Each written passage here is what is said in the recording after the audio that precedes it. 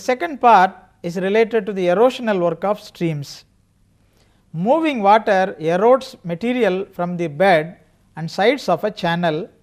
It transports the eroded material to a new location and then deposits them in one place. Material deposited by streams is called as alluvium. The ability of a stream to do these works is a function of stream velocity and discharge.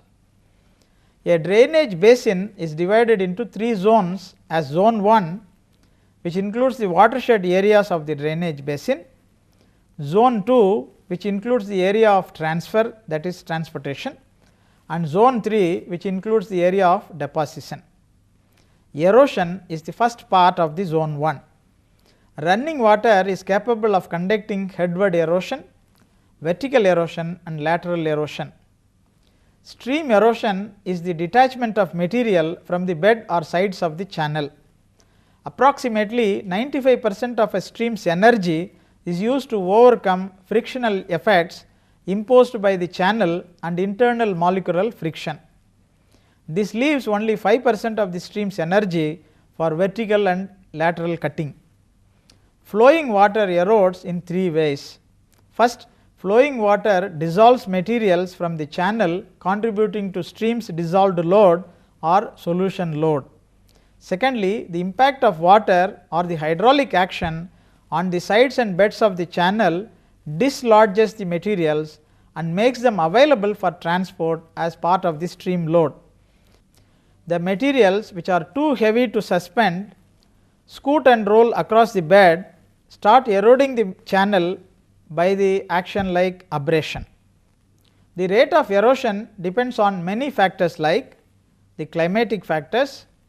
This include the amount and intensity of precipitation, the average temperature as well as the typical temperature range and seasonality, the wind speed and storm frequency.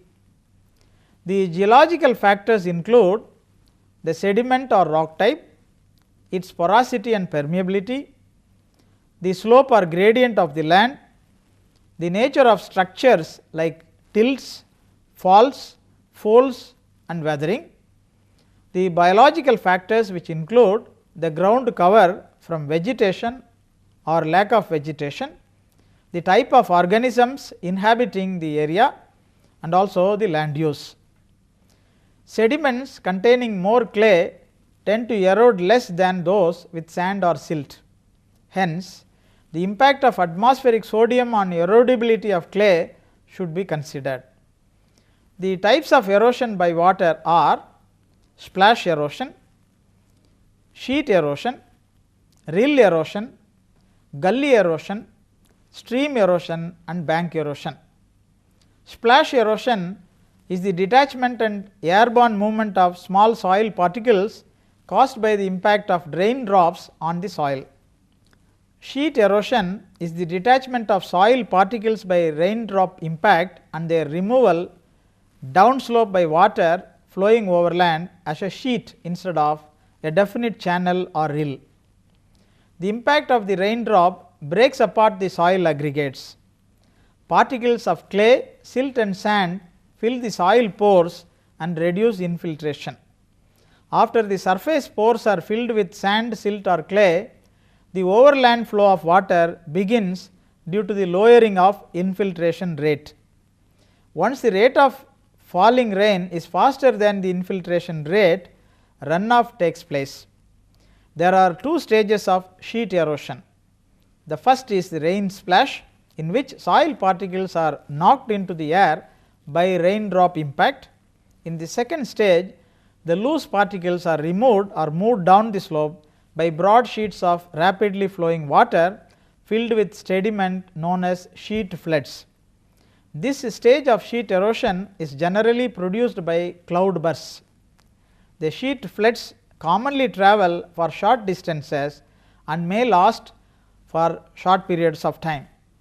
Rill erosion refers to the development of small ephemeral concentrated flow of water which function as both sediment source and sediment delivery system for erosion on hill slopes. Flow depths in rills are typically on the order of a few centimeters or less, and slopes may be quite steep. These are very different hydraulic environments. Eroding rills evolve morphologically with reference to time and space. The rill bed surface changes as soil erodes, which in turn alters the hydraulics of the flow also. The hydraulics is the driving mechanism for the erosion process. It is dynamically changing the patterns of erosion and also the conditions of river systems. Thus, the process of rill evolution involves a feedback loop between the flow detachment, hydraulics and bed forms. The factors involved here are the flow velocity, depth, width, hydraulic roughness, local bed slope, friction slope and detachment rate.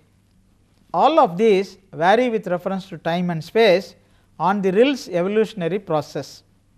Superimposed on these interactive processes, the sediment load or the amount of sediment in the flow has a large influence on soil detachment rates in the rills. As sediment load increases, the ability of the flowing water to detach more sediment decreases. Gully erosion is another type of erosion. It is also called as ephemeral gully erosion. It occurs when water flows in narrow channels during or immediately after heavy rainfall or melting of snow in mountainous regions. A gully is sufficiently deep that it would not be routinely destroyed by any tillage operations. The narrow channels or gullies may be of considerable depth, ranging from 0.3 to 0.6 meters to as much as 25 to 30 meters. The valley or stream erosion is an important aspect. Valley or stream erosion occurs with continued flow of water along a linear surface. The erosion is both downward and headward.